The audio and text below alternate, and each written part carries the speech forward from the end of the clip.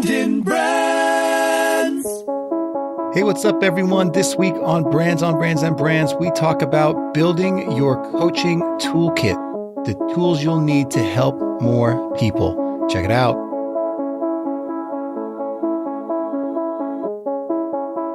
In a world where advertising is ignored, business is exposed, and the only constant is change, how do you build a brand that matters? Welcome to Brands on Brands on Brands, a home for those who think different and push their boundaries. This is where branding that matters lives. Now, here's your host, Brandon Birkmeyer. Hey, what's up, everyone? Welcome to Brands on Brands on Brands. I'm Brandon Birkmeyer, your personal marketing coach, and I believe that building a brand that matters today is the only way for a business to thrive tomorrow.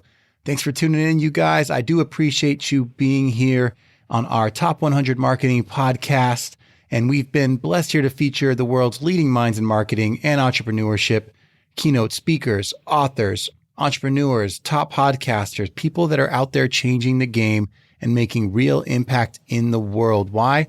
Well, because if you don't have a brand that people care about, if you aren't doing something that actually matters to people, then you're not going to be around for too long. Your business is going to be commoditized, and you will find that you're chasing the bottom on price. So what we choose to focus on is, how do you build something that actually helps people, changes their lives, makes an impact, and creates a meaningful experience so that you matter to them?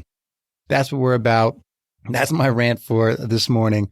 But what I am actually here to talk about today is the idea of your personal brand, how to build the tools and resources you need to help people more dramatically. And every coach needs a toolkit. Every personal brand needs their approved, used things that they've tried, their tried and true methods, their point of view on what works to help them in their business and the thing that they're trying to solve. So I'll dive into that more. But first, if this is your first time listening to the show, thanks for being here. Thanks for taking the time to listen. You can find out more about the show, about me, how to join my insiders group and get emails every week when new shows come out and new content comes out, all at brandonbrands.com. And also plenty of freebies there, plenty of resources, plenty of ways to contact and reach me directly. I'd love to schedule a 15, 20-minute meeting with you to understand what you're about, whether that's a little bit of free podcast coaching advice, helping you figure out your idea, or it's helping you think about the first marketing strategy you've built for your business and things you can do to set priorities, to focus on what's going to move the needle in your business so that you can get out there and get it done yourself and make the right decisions and not waste money chasing the wrong things. So that's what I'm here for. That's how I help people. And let's get into it.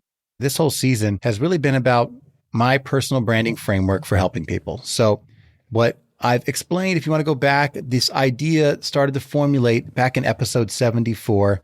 We're now at episode 113. Excited to be here. But in episode 74, I first laid out what that personal branding framework is, how it works.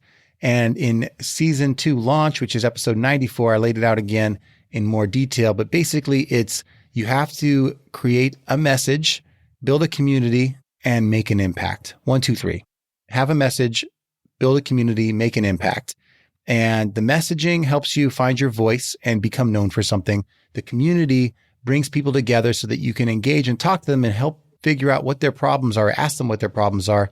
And the impact piece is that you are figuring out solutions to those problems based on your experience and things you've tried. So that's the model for me. That's the Brandon Brands personal branding framework that we've been walking through. Every show, every solo show this season has been on this and diving deep into that. We've been focusing these last couple shows on the impact piece of it, how to have more impact in your coaching business. And last episode 111, we talked about frameworks, how to build a coaching framework, how to actually understand how to help people consistently by building a framework that is yours, that's ownable, that you can execute every time. This week, we're talking about tools and resources, your tool bag, your toolkit that you bring to people to help them. And on the next coaching show, we're going to get into the value exchange, how to make a difference in people's lives. So diving deep this week into tools and resources, let's get into it a little bit more. What is it that you're gonna have in your tool bag to help people? What is that gonna be? What are those lists of resources, and why is that important, right? So let's get into that first. Well, when someone comes to you and they want to have help in some way, shape, or form, they're not only going to need some good advice and your special way of doing it, they're also going to want to know, how do I get there faster? How did you do it? And when you start to look back at what you do, I bet there's a lot of resources that you used to move you along. I bet you there's a lot of tools you use every day in your business that you think are very normal, that everyone knows how to use.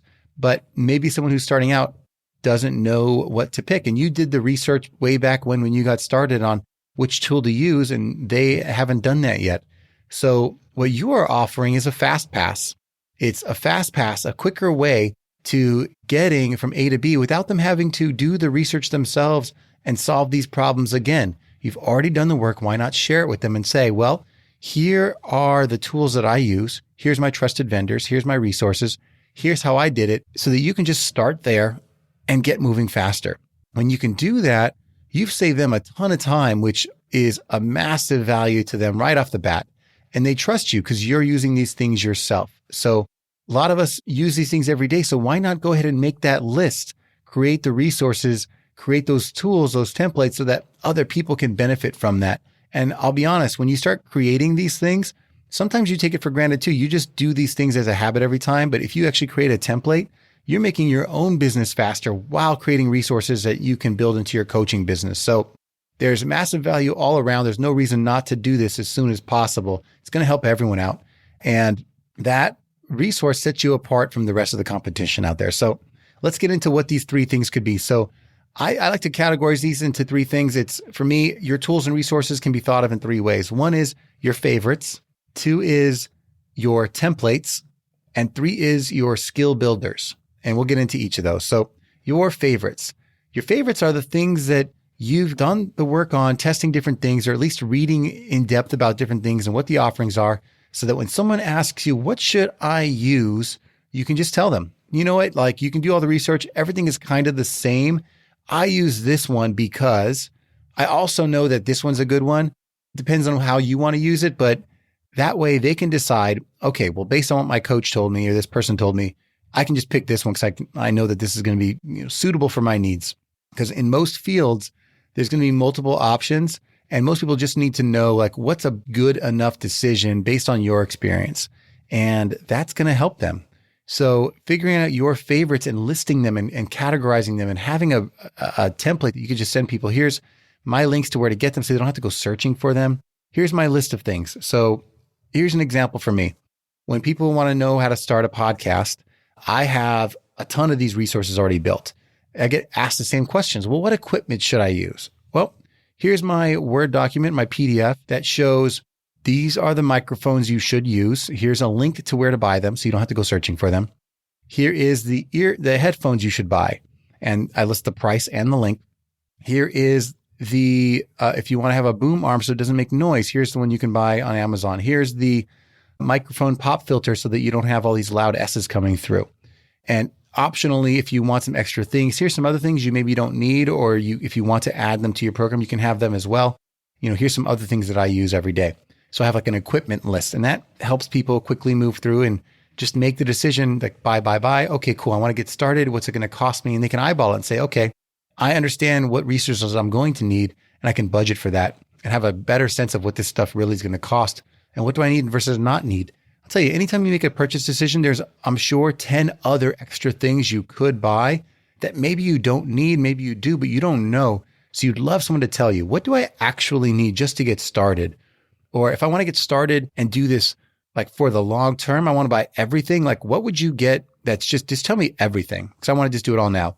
People appreciate that. So you building that list right off the bat is helpful. Not only that, think about all these other resources you use on a daily basis. I have a lot of softwares I use, a lot of programs and tools for marketing, an email marketing system, a creative tool template, and hosting providers for my podcast. I have all these different resources I use whether it's softwares or applications or whatever it is. And having those recommendations is just as useful, those favorites as well. And the reason it's useful is the same thing as the tools. People want to just jump ahead and know, but also think about it this way. As you start to recommend something over and over and over again, you actually start, it's a tool that you use all the time. So number one, if they have questions, they can just ask you, hey, how do you use this thing? And whether that's built into your training or not, it's one more piece of value you're giving them. Well, I use this thing all the time. Here's what I do, which is what they want to do. What'd you fill in this form here? Or how'd you set up this thing? Well, since we're using the same software, I can tell you. You don't have to go and, Google it or ask someone. You can just ask me. I'll take you through it. It's one more layer of value that you offer because you use these things, the same thing as them, and you've been using it longer. So by default, you have more experience and can help them with it. So you're building extra areas of expertise that you can help people with because they're just using the tools that you use. And even better than that, a lot of these tools and softwares you can build affiliate relationships with. And you are able to now offer a discount on these services to your clients, and you can get a little bit of referral money from that too. I mean, it's not going to be tons of money, but every dollar counts. And if they're going to pay it anyway because they need to buy a resource, you both might as well benefit. So that's a win-win for everybody on everyone's side. So building those relationships are great. I'm not saying you have to do that right off the bat, but you should at least start building the resources and the familiarity with them to know, like, these are the things that you can use, that I use, that I vouch for, that I know work. And it removes all the fear and doubt and confusion that comes when people are trying to learn something new. And the more you can make it just a simple win, an easy process, the more likely these the people you bring into your world are going to have real transformations.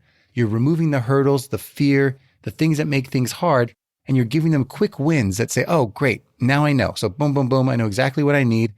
And that clarity alone is super valuable and it's really important for people to have. So that's the first one. You have to have your favorites. The second thing is you need to build out templates. You need to have things that people who are going to be doing it for the first time, they can refer to and say, well, how did you do it? And you can walk them through, well, here were my steps. Here is the form that I use. Here is how I go through and think about these things. And I can give you an example. I mean, a template would be something like, for me, we do a lot of interviews and podcasts. So what is your template for a good interview? Like, what types of questions do you walk through? Or here's another one. When you are coming up with your target audience, your perfect avatar, your perfect customer, what are the questions you need to answer to fully describe that customer well? Well, here's my template for that.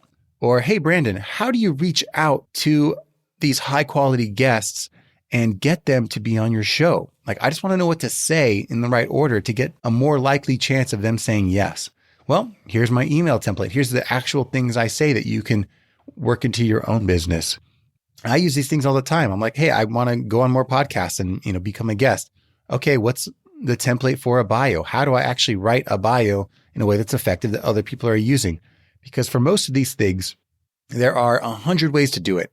And you just want to follow a model that's been proven successful.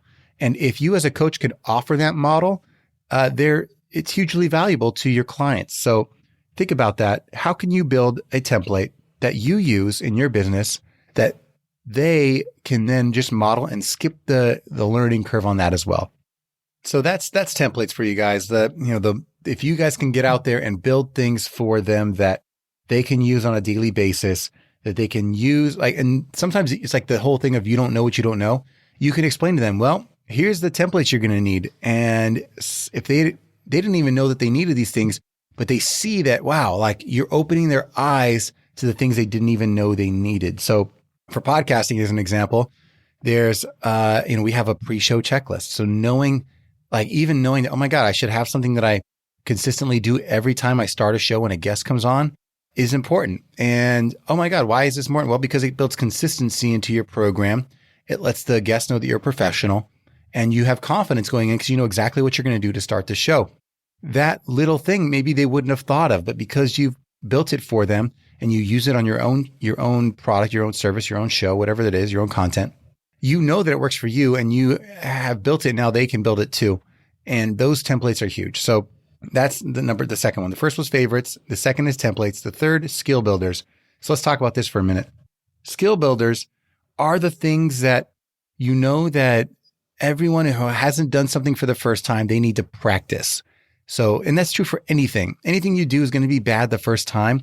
So your opportunity to create spaces for people to practice the things they need to be better at to successfully accomplish what you're trying to do together is huge. You got to give them a safe space to get things wrong and work the kinks out, right? So for me, giving someone a space to practice interviewing or to run through interview questions and we look through it together and say, this is what I would change. Those kind of skill builders are great.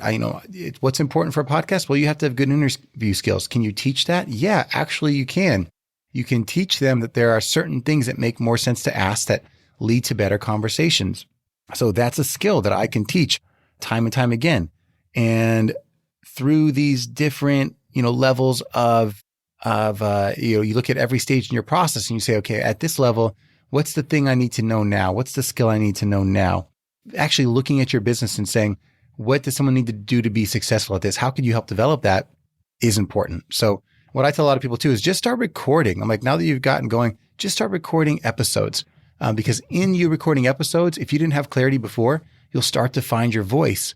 And guess what? You don't have to release all these episodes, but you getting in the process of creating them will start to help you get used to that system of creating. So it's a skill that we are building together. And even getting the process of going through and writing out what your show intro is and defining what your show is about. These are skills that we develop so that you start to understand what you stand for and how you explain your shows to other people. Because once you have a show, people start to ask, well, what do you do? What's your show about? Whatever those questions are. And us going through the exercise of defining your show really helps you understand how to explain it to other people. It's another skill. Being able to present yourself and what you're about is a skill. So you got to look for those opportunities. What are the skills that the thing you're teaching, what are the skills that are valuable in doing it really well? Because you don't just want them to be able to do it. You want them to be able to do it well. And you want them to be able to get there quicker than you did, having to figure these things out by stumbling through it. And every time that you give them something where you made a mistake and they can do it faster and skip that mistake, you're adding tremendous value. And you're hearing me say that word over and over and over again, because that's what this is all about. If you want to make an impact in someone's life, you want to actually create transformation, you have to give value. And that value comes through when you give them these tools and resources that move them forward faster, get them past the stumbling blocks, and get them to where they have a better starting point, more skillful starting point without making all the mistakes. And Skill Builders is another great way to do that. So favorites, your favorite things, templates, the things that they can just start using and revising into their own voice. And Skill Builders, you're actually training them on the things that they can do well. And here's an example. So we talked about the podcast a lot, so I'm going to keep using that example, right? Here's my list of things that fall into this tools resources group just for this, kind of a small piece of it. I talked about the equipment list. We have an equipment list. We have a pre-show and post-show checklist, the conversations you have with the guests before and after the show. We have an interview question template, that we look through, this is the right way to run an interview according to the Brandon model. And then we look through their questions and we go through that together. We have the interview model. We have an avatar worksheet. We look through how do you define who your listeners are and find the right people for your show. We have a clarity worksheet, which is figuring out what you stand for and what you're different. How do you position yourself so you're not just like every other podcast in the market? We have an intro scripting model because everyone should have an intro to their show that's consistent, that tells their story and quickly expresses what the show's about to let people know why they should listen. So we have an intro script model that you can follow. There are a list of referrals for preferred partners that we work with, hosting providers for the podcast, email marketing providers, show cover art partners, graphic designer partners. Literally, the list goes on. All my preferred partners, editing partners, and we have guest reach out templates, the actual emails we write to you. So all these resources for one coaching class, right?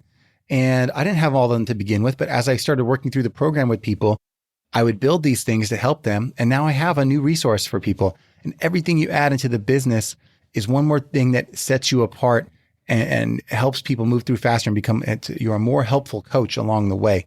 And all of these pieces put together contribute to the impact you're having in someone else's life. Now, can't explain that enough, but if you can start building those things one by one, just go through the process.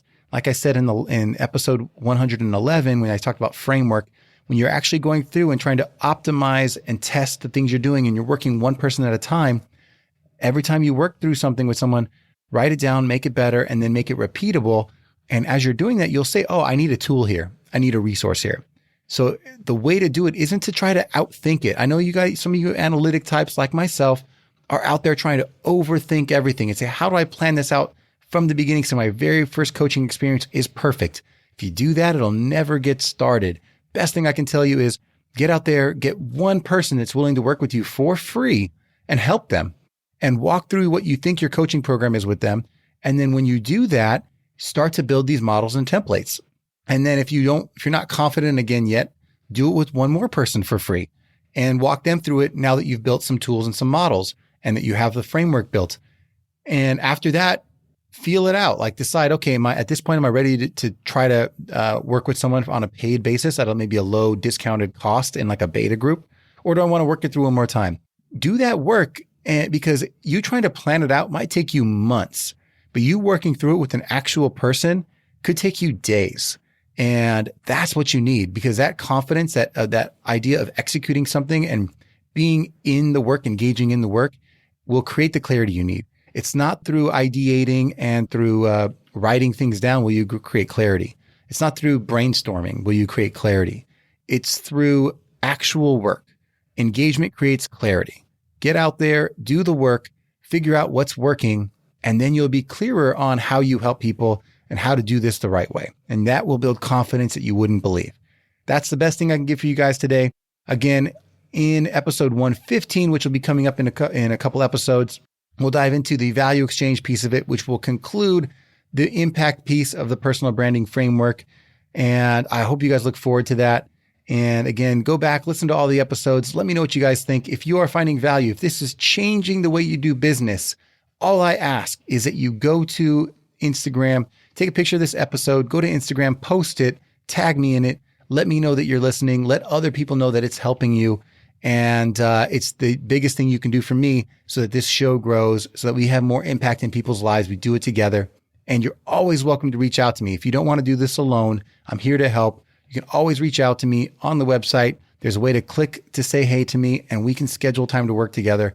Or you can always go to brandonbrands.com/apply and fill out a form and we'll schedule a call.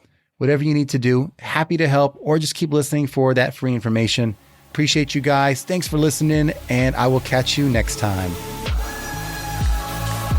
You've just taken your marketing knowledge to another level with this episode of Brands on Brands on Brands. But we have plenty more ways to not just help you build a business, but build a brand.